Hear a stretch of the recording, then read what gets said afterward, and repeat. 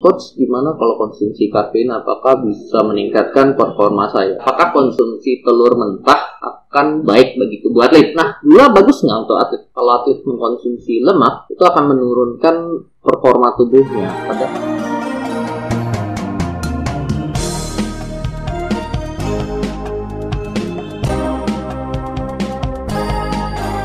Halo semuanya, kembali lagi di Selaras Podcast berkolaborasi dengan Riau Basketball. Apalagi kalau bukan R&B, Riau ngobrolin basket. Seperti biasanya, kita selalu mengundang narasumber-narasumber yang bisa dibilang kece-kece badai.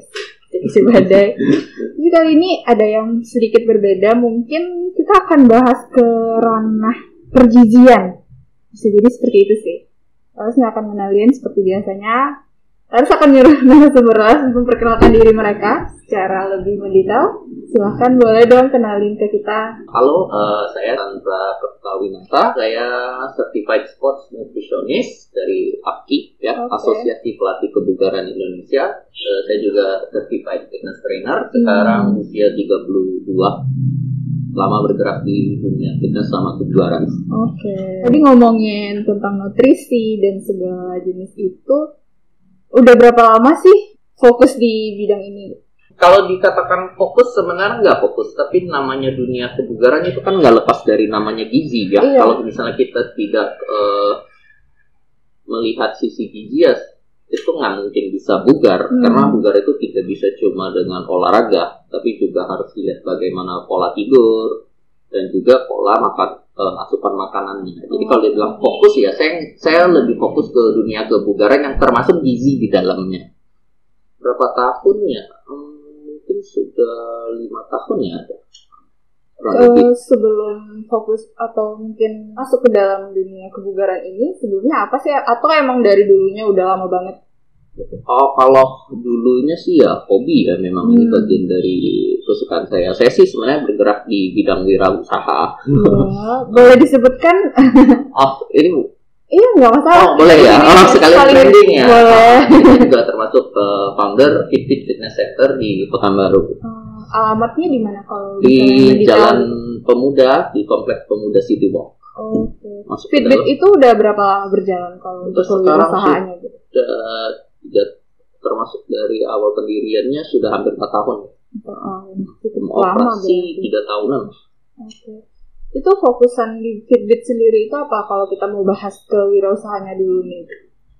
Fokusnya kita sebagai fitness center ya, kalau pusat kebugaran itu ya bagaimana kita bisa, setiap member yang masuk ke tempat kita itu bisa lebih bugar. Itu sih, lebih bugar dalam artian apa sih? Kalau orang ke fitness center itu selalu beranggapan oke, saya pengen kurus gitu loh. Itu benar. Nah, ya, itu pasti 10 mungkin 8-9 orang akan memulai fitness karena merasa berat badannya lebih gitu kan. Nah, kalau saya sih lebih pengen edukasi ke masyarakat kalau you are more than just your weight gitu loh. Kamu lebih dari sekedar angka-angka di timbangan. Oke? Di fitness center Fitbit kita nggak cuma pengen orang itu cuma fokus ke berat badan, tapi juga fokus ke kebugaran. Nah, kebugaran itu contohnya seperti apa? Kamu gampang capek nggak? Kamu mudah bergerak nggak? Kalau misalnya kamu merasa malas bergerak, ayo coba bergerak dulu. Oke? Kalau kamu rajin bergerak, tubuh kamu menjadi lebih mudah dibawa olahraga. Rasa malas untuk bergerak itu hilang. Lama-lama tubuh kita akan menyesuaikan bentuknya gitu. Kalau rajin. Berarti kita harus bisa, sebelum kita mau ke fitness atau memulai untuk olahraga rutin gitu tuh, kita harus merubah pola pikir itu dulu sih kayaknya ya. Oh iya, benar. Untuk kayak membiasakan diri, bukan hanya pergi fitness atau pergi nge-gym itu untuk ngurangin berat badan aja, pengen diet. Ya, fokusnya jangan cuma nggak salah sih sebenarnya kalau merasa oke, berat badan saya berlebih, saya ingin kurang, itu nggak salah, itu benar banget. Tapi lebih dari sekedar itu gitu loh. Kamu harus menggunakan tolak ukur lain selain berat badan. Contohnya pada mobilitas, apakah kamu mudah bergerak atau tidak gitu. Misalnya kalau kamu naik dari lantai 1 ke lantai 3 aja sudah ngos-ngosan, nah itu yang lebih penting diubah dari tubuh kita yang dari dulunya misalnya dari lantai 1 naik ke lantai 3 pakai tangga ngos-ngosan. Nah, gimana caranya kamu yang dari lantai 1 naik ke lantai 3 tapi rasanya masih enak? Itu loh maksudnya. Jadi tidak cuma menggunakan berat badan sebagai tolak ukur. Tapi selain hal-hal seperti itu, yang paling penting tadi mungkin nutrisi atau hal-hal yang mendukung kebugaran itu sendiri. Kalau dibilang mana yang paling penting ya saya nggak bisa bilang mana yang paling penting sih, karena semuanya sama pentingnya. Harus seimbang semuanya. Iya, ini bukan karena saya nggak berego, tapi memang kenyataannya semua sama pentingnya. Iya, benar sih. Betul. Tapi karena hari ini kita akan fokus kepada gizi atlet basket ya mungkin hari ini kita akan membahas lebih ke sana ya. Iya, tapi kalau misalnya ngomongin nutrisi pada atlet gitu, apa sih yang menjadi hal spesifik yang harus dipikirkan seorang atlet gitu? Menurut saya sih yang penting atlet itu konsumsi cukup protein ya. Contoh yang mungkin bisa mencukupi protein di dalam tubuh mereka apa sih? Oke, kalau angkanya sebenarnya begini, garis kebutuhan protein atlet itu sebenarnya adalah 2 gram protein per kilogram berat badan ya. Jadi misalnya seorang atlet itu beratnya 60 kg, maka kebutuhan proteinnya adalah 120 gram per hari. Nah, tapi kalau angka-angka kayak gini kan biasanya orang bingung nih. Ada 120 gram itu saya harus makan apa aja gitu loh. Kan bingung orang kan. Oke, saya kasih tahu. Nah, kalau misalnya 120 gram protein itu kurang lebih bisa dicukupi sebanyak 20 telur satu hari. Tapi itu kan banyak banget dong. Wow. Gimana sih saya bisa makan 20 telur? Nah, ya nggak usah harus semua dari telur. Ini cuma gambaran, bisa dengan berupa dada ayam. Kalau nggak salah dada ayam, satu dada ayam itu sekitar 20 gram. Satu paha ayam itu 18 gram, tapi saya nggak gitu pasti, mungkin bisa di Google sendiri aja ya. Protein sekarang enak banget ada smartphone ya, jadi kalau untuk protein konten setiap makanan, terutama makanan protein kan paling banyak dari hewani ya, dari sapi, dari telur, dari ayam, dari ikan, dari cumi, kerang, itu semua bisa di Google aja per 100 gram makanannya itu berapa gram proteinnya. Itu gampang banget. Tapi kalau garis besarnya satu butir telur itu 6 gram, satu dada ayam ukuran sedang sekitar 20 gram, satu paha ayam termasuk paha atas sama paha bawah itu sekitar 18 gram. Nah, jadi kita bisa kombinasikan sumber protein itu. Untuk memenuhi 2 gram per kilogram berat badan saya tahu susah. Jadi saya biasanya menyarankan orang dimulai dengan 1 gram per kilogram berat badan dulu. Itu lebih mudah dicapai. Nah, kalau misalnya sekiranya sudah bisa dicapai, baru bisa ditingkatkan. Berarti kalau untuk terjadi sebenarnya di masa pandemi seperti sekarang ini, untuk pemenuhan, apalagi mungkin mikir nih, apa sih hal makanan-makanan yang mungkin gampang dijangkau atau yang simple-simple aja, mungkin tadi itu jadi salah satu saran nggak sih? Atau ada hal lain mungkin selain telur, selain dada ayam gitu? Kalau untuk biaya, saya paling menyarankan itu telur sama tempe. Ya, karena selain proteinnya tinggi, harganya juga terjangkau dong. Tapi itu udah sumber protein yang bisa memenuhi si atlet ini kah atau? Oh iya, banget. Tempe 100 gram tempe. Untuk blok itu mungkin sekitar 100 sampai 120 gram.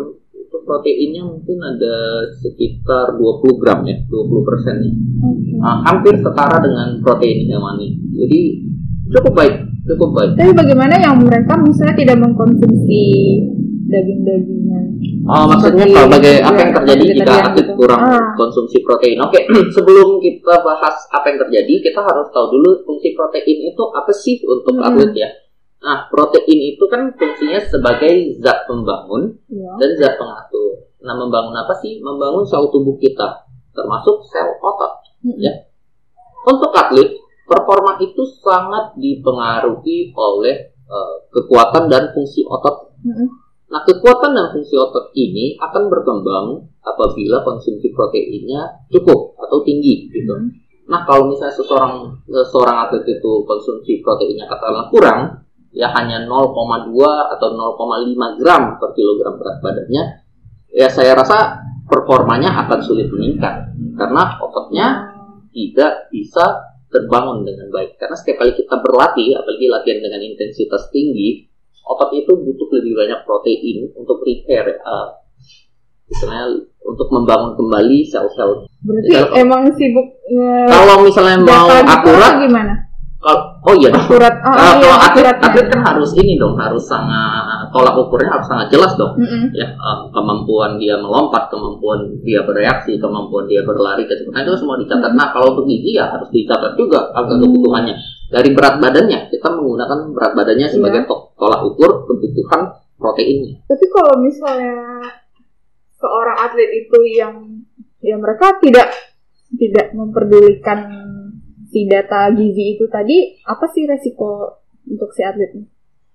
Ya, kalau misalnya kekurangan protein jelas dong apa istilahnya kalau kebutuhan proteinnya tidak terpenuhi, itu performa dari atletnya akan kurang dan lebih rentan terhadap overtraining ya. Itu kan semuanya kayak 3 serangkai ya. Kalau misalnya kurang asupan gizi, tentu performa latihan turun. Performa latihan turun, tentu perkembangan ininya juga turun, karena atlet ini kan kita kejar performa kan, kejar prestasi. Iya. Nah, benar sih. Tadi sempat sebelum kita ngobrol di sini kan tadi sempat ngomongin tentang masalah kadar kafein di dalam tubuh dan segala macamnya. Apakah itu menjadi penunjang untuk si atlet itu tetap latihan, atau ada bahasan-bahasan lain yang sebenarnya kita juga harus pahami, seperti kayak kafein dalam tubuh itu fungsinya apa gitu dan segala macam. Oke, kalau dalam dunia gizi, kafein itu tidak termasuk gizi ya, itu termasuk stimulan atau farmaseutika. Mungkin ini pertanyaan yang cukup sering ditanyakan, coach, gimana kalau konsumsi kafein, apakah bisa meningkatkan performa saya? Oke, tentu kafein itu sudah banyak penelitian, dan kafein itu memang terbukti meningkatkan performa saat berlatih ataupun saat bertanding. Tapi kafein itu juga lama-lama bisa menciptakan resistensi. Artinya kamu konsumsi kafein hari ini, mungkin efeknya akan sangat luar biasa gitu kan, meningkatkan performa. Tapi lama-kelamaan tubuh akan menciptakan resistensi gitu loh. Resistensi artinya kamu konsumsi kafein, efeknya sudah tidak sedahsyat awalnya. Yang lama-lama justru berbalik jadi bumerang. Di saat kamu tidak konsumsi kafein, jadinya underperformance begitu. Jadi kalau misalnya memang mau menggunakan kafein sebagai penunjang olahraga, ya harus betul-betul dilihat dosisnya dan juga frekuensi konsumsinya. Kalau terlalu tinggi dosis dan terlalu tinggi frekuensinya, lama-lama tercipta resistensi. Tapi kalau mungkin ya bukan buat atlet-atlet dimanapun gitu kan, atlet di bidang apapun, jadikan telur mentah, kuning telur itu. Ada beberapa yang bilang, saya juga masih belum nggak yakin nih.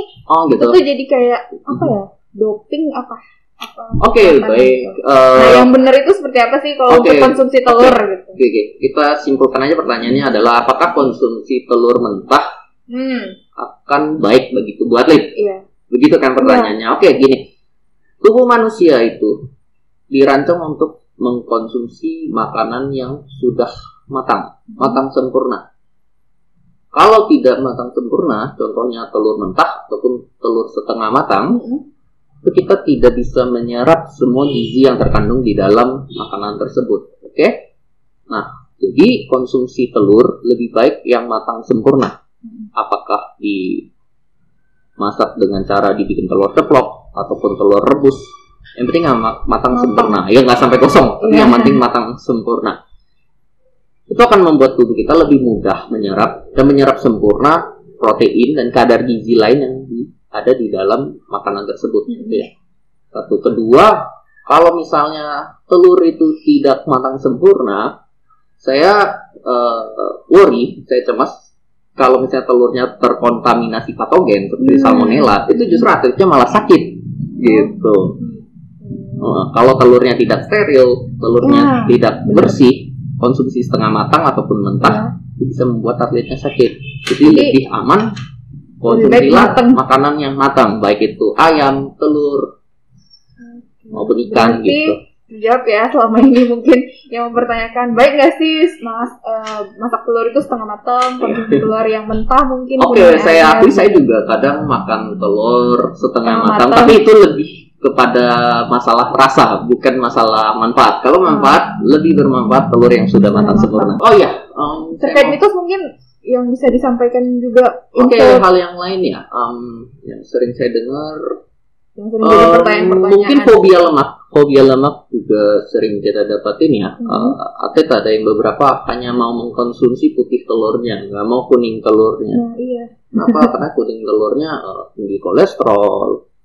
Tapi justru kuning telur yang banyak mengandung gizi lainnya, selenium, zinc, ya, mineral dan vitamin itu banyak terkandung di kuning dan juga lemak.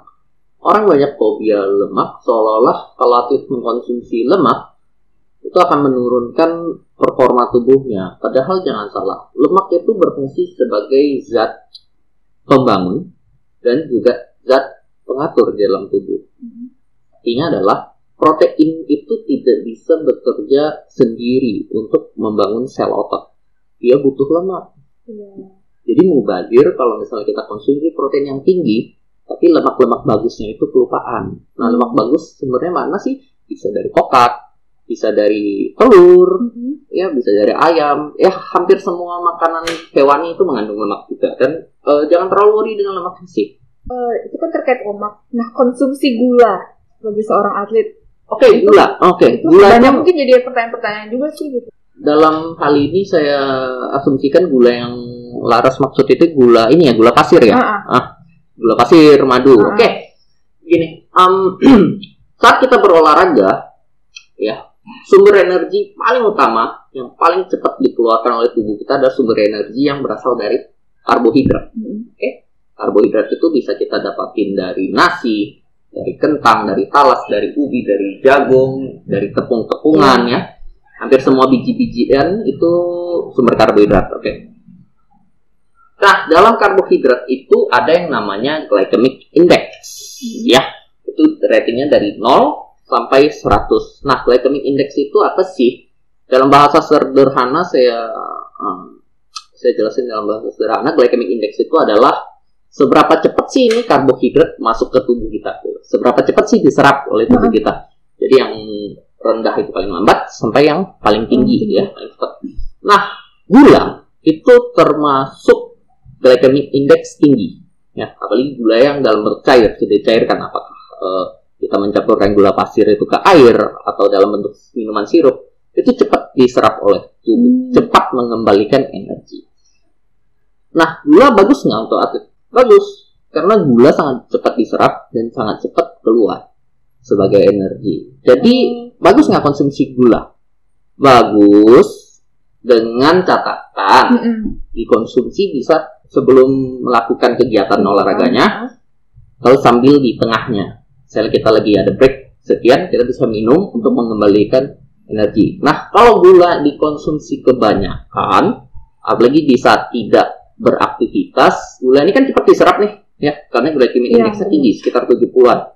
Nah, saat diserap ke tubuh, karbohidratnya akan menjadi gula di otot.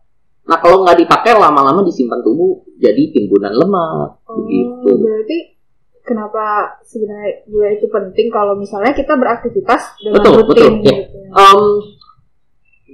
Makronutrien ya, gizi makro utama dalam konsumsi makanan kita sehari-hari itu kan karbohidrat, lemak, dan protein. Nah, untuk energi gerak, terutama dalam intensitas tinggi, itu yang paling banyak dipakai oleh tubuh kita ya karbohidrat gitu loh. Jadi kalau konsumsi karbohidrat berpengaruh langsung dan sangat cepat terlihat bedanya antara atlet yang konsumsi cukup karbohidrat dengan yang tidak cukup. Itu sangat cepat terlihat. Kalau misalnya konsumsi nasinya kurang, pasti lemes pas olahraga. Tapi kalau konsumsi nasinya banyak, misalnya siangnya nih makan nasi banyak, sorenya pasti ada tenaga. Tapi kalau misalnya pagi sama siangnya mungkin sarapannya cuma telur sama keju gitu misalnya, kan nggak rendah karbo, ya pasti performa latihannya akan berkurang kelihatan. Jadi emang harus dipikirkan faktor-faktor yang mempengaruhi. Iya, tapi karbohidrat itu saya jarang sih lihat atlet yang kekurangan konsumsi karbohidrat ya, karena habis latihan itu kita lapar. Yang paling pertama kita makan itu ya karbohidrat gitu. Tapi di masa pandemi ini gimana sih tips dari coach sendiri mungkin atur nutrisi bagi seorang atlet? Yang bisa saya sampaikan selama pandemi ini kan otomatis kita lebih sedikit beraktivitas fisik ya. Ini tidak cuma untuk atlet sih, tapi untuk semua orang. Lebih banyak konsumsi makanan yang dimasak rumahan, ketimbang makanan yang instan. Oke? Apapun yang kita beli di supermarket itu makanan instan, seperti mie instan atau snack-snack instan seperti kentang goreng, kerupuk, itu lebih baik dikurangi. Ya, lebih bagus, lebih banyak mengkonsumsi makanan yang kita perlu masak. Oke, whole food. Kenapa? Karena makanan instan itu hampir bisa dikatakan fibernya rendah, banyak gizi-gizinya yang sudah hilang. Kayak whole food seperti sayuran, daging-daging, kacang-kacang itu gizinya lebih tinggi, ya. Lebih baik untuk imunitas tubuh kita. Terutama di masa pandemi begini. Baik atlet ataupun non-atlet lebih bagus mengkonsumsi makanan yang perlu dimasak, gitu ya. Dan daripada makanan yang instan. Mungkin menghemat budget. Justru juga menghemat budget, ya benar. Mungkin sedikit terakhir sebelum kita tutup pada hari ini, pesan yang lebih mendetail lagi mungkin untuk siapapun yang mendengarkan, kalaupun mungkin kedepannya apa yang harus lebih diperbaiki atau ditingkatkan lagi bagi seorang atlet ataupun masyarakat umum terhadap kebugaran. Baik, apa yang diperbaiki? Karena saya juga tidak begitu terlalu menyelam ke dunia basket ya. Saya tidak tahu begitu secara umumnya juga tidak masalah. Oke, secara umumnya karena ini main atletnya banyak anak-anak muda ya ini.